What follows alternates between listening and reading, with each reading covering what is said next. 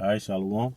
First off, I would like to give all praises, honor, and glory to Yahweh, Bahashem Yahushua, Bahashem Rachakudash, double honors to our apostles and elders of the great millstone who rule well and taught us this truth, and a sincere piece of citation to all the Akim out there pushing his work and truth and in our sincerity.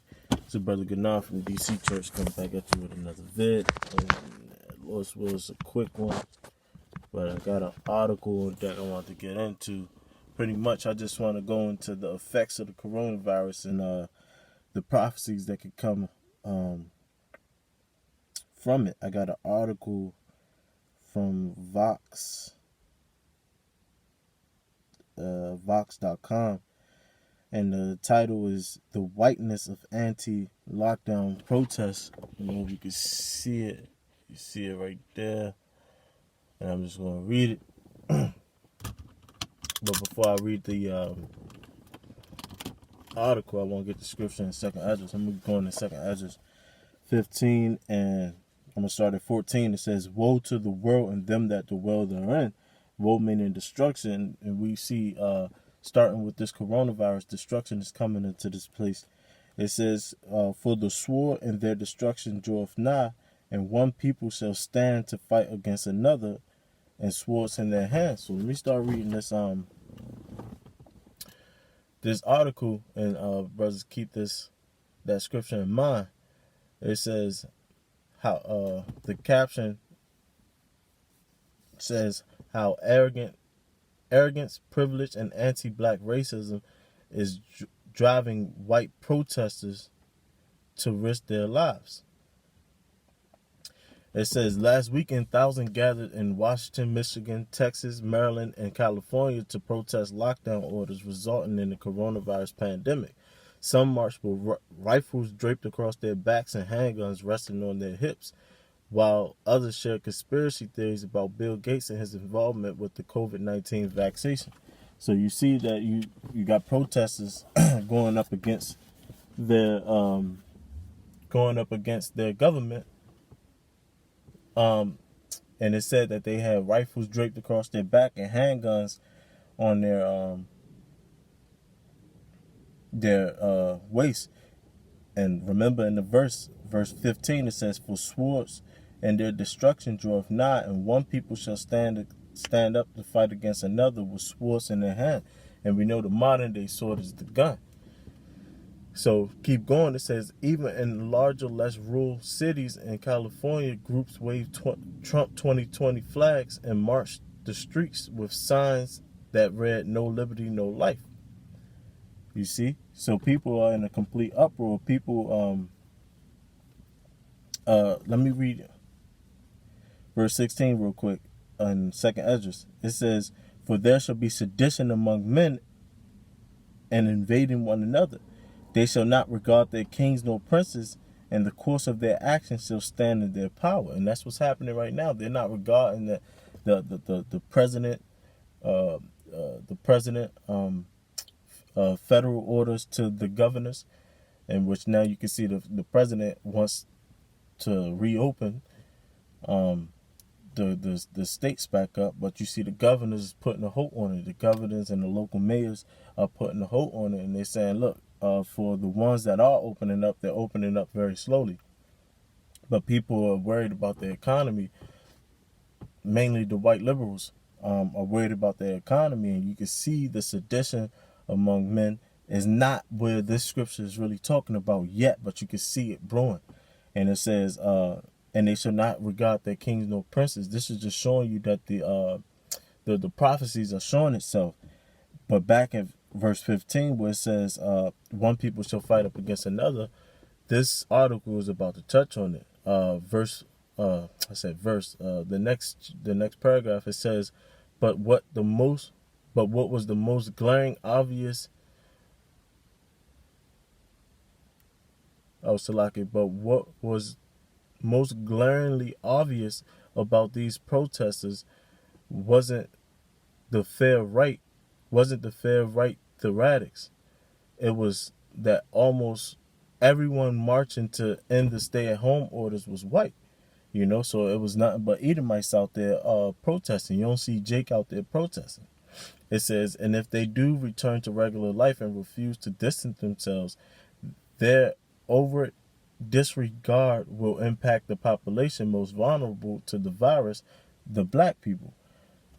Talking about you so-called Judites, uh, Benjamin and Levites, the Southern Kingdom. It's talking about the Israelites. It says some have dismissed anti-lockdown protests as business per usual in the land of right-wing Trumpism, but there is a much larger issue to play that existed long before President Donald Trump took office, but that he has learned to artfully exploit. It is why it's most surprising that in some areas protesters waved Confederate flags or held signs, "Give me liberty" or "Give me COVID-19." The protesters are symptomatic of the profound presence of whiteness and white supremacy in America. So now you're seeing the prophecy where it says, For the sword and their destruction draweth nigh, and one people shall fight up against another." Because the scripture says about Judah, who shall rise him up? And right now, that line that's crouched down is being poked at. It's being picked on.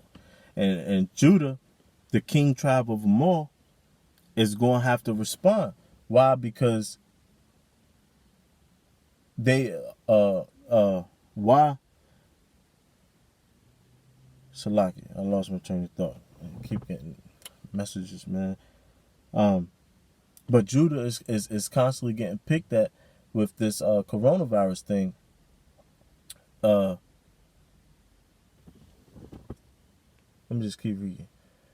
It says, on the surface, the protests are about the continuous debate over reopening the economy during the pandemic, when more commerce risks more affections and the overwhelming of our hospital system. Trump and other Republicans who have pushed to scrape lockdown orders sooner rather than later argue that doing so will prevent the country from going into economic collapse. And that's something that's happening right now, where you'll see the economy is going to collapse, which will bring into the chip. That is another effect from this coronavirus. So you see Jake is being picked at because Jake is not necessarily financially stable to even protect themselves if they was to get the virus, like these Edomites. You see? So that's going to lead us to the race wars. It's also going to lead to a lot of 2/3 being hit with the virus, because they're going to show an attempt to try to save their economy. They're going to give their people what they want, because this was dated April 25th. You see, and the marches took place last Saturday. So it's been one Saturday, and now you see governors is prepping for reopening measures. They're going to start reopening things slowly. So you see, they're taking the side of their people, the Edomites, man. Let me see if it's a little more. It says, you're going to lose more people by putting the country into a massive recession or depression, said Trump during a press conference on March 24th. When he first began pushing the idea of reopening the economy only 1 week into the lockdown, you can't just come in and say, let's close the United States of America, the biggest, most successful country in the world by far. You see, so he's saying, listen, it's more important to save the money than saving the people. Because America is not a country, it's a company. So you're seeing, he's saying, look, the minority, so to speak, is the ones who's most vulnerable to this virus. So now, since that came out, since he said that was in March 24th, they're seeing that only the minorities, the bottom feeders, so to speak, are the ones that's being affected by this virus. So now you got the Edomites out here protesting, saying reopen their states, which the governors who's putting a halt to it is actually still gradually reopening the states. So that's going to bring, that Jake is being poked at, that's going to bring the race wars. The more they stay closed down, that's bringing close to the chip. Basically, the effects from the coronavirus is bringing forth prophecy. Lord swore that be the title of the video. But if brothers want to read more on the this article, I'm gonna just put it in the description box. So yeah, I don't want to make this long. I'm just reading the article, so you know, Lord's will, this was edifying. Hey, we almost out of here. The it's some good stuff, man. Some good stuff in this article. The information that's being brought out. So if Jake want to read it, I encourage brothers to read it. The we almost out of here, man. Prophecies is coming to pass. But with that, I want to give all praise, honor, and glory to you. How about Shemal Shah, by Shem Kakadash, and double honor to our apostles, elders, and great millstone. Shalom, brothers.